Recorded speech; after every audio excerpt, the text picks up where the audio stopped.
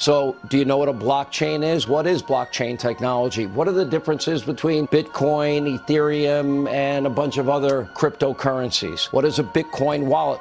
What is an exchange? Why don't you break this down simply for people like me that don't fully understand? This is one of the best Bitcoin explanations of all time. Here to break it all down, MicroStrategy CEO Michael Saylor is with us. Watching just 8 minutes will literally make you an expert. All right, from a distance, I have been following you. I have been studying you. So if you have a friend or family member that doesn't quite understand Bitcoin, send him or her this. They will thank you. Why don't you break this down simply for people like me that don't fully understand it? Okay. Well, let's start with the basic principle. People came to the United States for two things: property and freedom. And Bitcoin represents property and freedom to 8 billion people. Satoshi created a computer program that would run in a distributed fashion on computers all around the earth.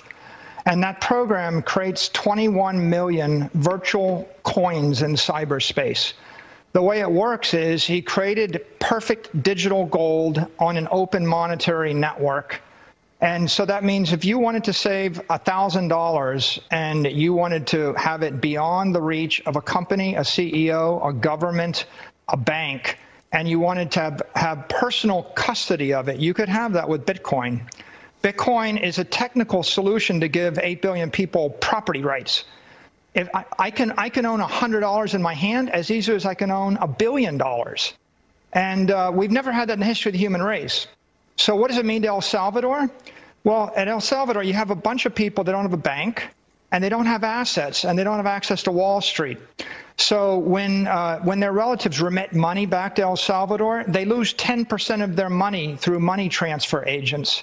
Once they get the money, they lose 10 to 20% of its value a year because they're storing it in a currency, not in an asset. The exciting thing about Bitcoin is Bitcoin lets you save your money in an asset that goes up in value, and it lets you move that asset at the speed of light all around the planet.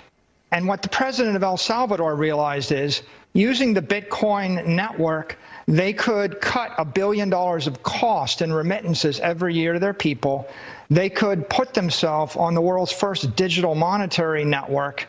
And instead of their people losing 10 to 20% of their value a year and 10% when they move it, they're going to actually make money, and they're going to be able to move that value around for free. Michael, let me ask you this. I mean, because you talk a lot about the history of sound money and other cryptocurrencies, but you really think it's Bitcoin. You think Bitcoin is the breakout for a reason. Why over, say, Ethereum or any other one? Bitcoin is the dominant crypto asset network. It's the oldest, it's the strongest, it's the most secure, and it was engineered to do one thing well, which is to keep track of 21 million virtual coins in cyberspace. The other cryptos are applications, and application networks are focused upon functionality or performance. Bitcoin is optimized for durability, integrity, security. If I want to store $1 billion for 1,000 years, I don't want a lot of bells and whistles on it. I just want to know it's secure and nobody's going to change it. So why Bitcoin?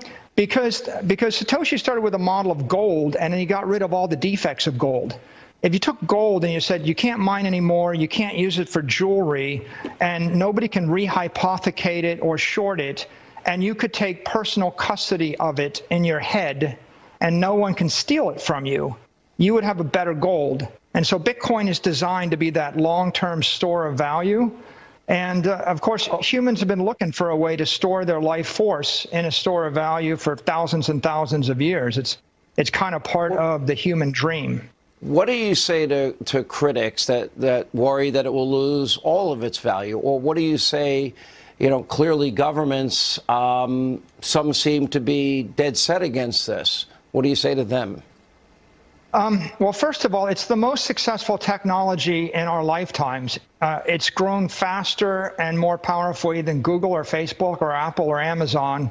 And it's a network and an asset that's held by about 150 million people, and we're adding 2 million people a week. So other than the dollar and the euro, it's the most widely held monetary asset in the world. And there's every indication that nation states are embracing it. Jerome Powell says it's a digital asset. Christine Lagarde says it's a digital asset.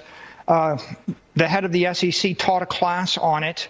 I think that people understand it's not a threat to the dollar, by the way. What's going to happen is the U.S. dollar is going to be the world reserve currency, and it's going to run on billions and billions of mobile devices. And the digital asset that underlies that currency is going to be Bitcoin. Wow. I will tell you, my friends got me addicted. I'm a student. I'm learning.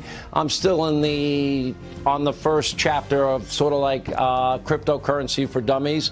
But I can't read enough of it. I love reading your stuff. Now, if you have a specific Bitcoin or crypto question that wasn't answered in today's video, comment down below. Let's all check the comments now. I will be answering. But let's talk about your existing holdings. As I mentioned in the intro, now worth around $10 billion. You have paper gains of about 70% or so, which a lot of people would like to see that sort of return. At any point, would you sell? When would it make sense to take profits there? Well, I've famously said I'm going to be buying the top forever. Bitcoin is the exit strategy. It is the strongest asset. And by the way, if you're looking for a great place to buy, sell, or trade crypto, join me on Bybit now and enjoy up to $30,000 in rewards just for participating with referral code AltcoinDaily, link down below. And obviously, that is a tiered system. So deposit and trade more to elevate your VIP status and unlock higher tier rewards. Link down below. Check it out. Which one's the best crypto asset? Well, Bitcoin's the best crypto asset. Okay. What's the second best? There is no second best. There is no second best crypto asset. There's a crypto asset. It's called Bitcoin, right? Right? There's no second best. Okay. It's not like Google and Facebook. It's not like Apple and Amazon. Yeah, we can debate Apple or Amazon, what's better. They both look like tech monopolies to me. They both look pretty good. On the other end, Bitcoin or no, Bitcoin. Bitcoin's crypto asset. This entire idea of like 60% dominance is bullshit, ridiculous, stupid, right?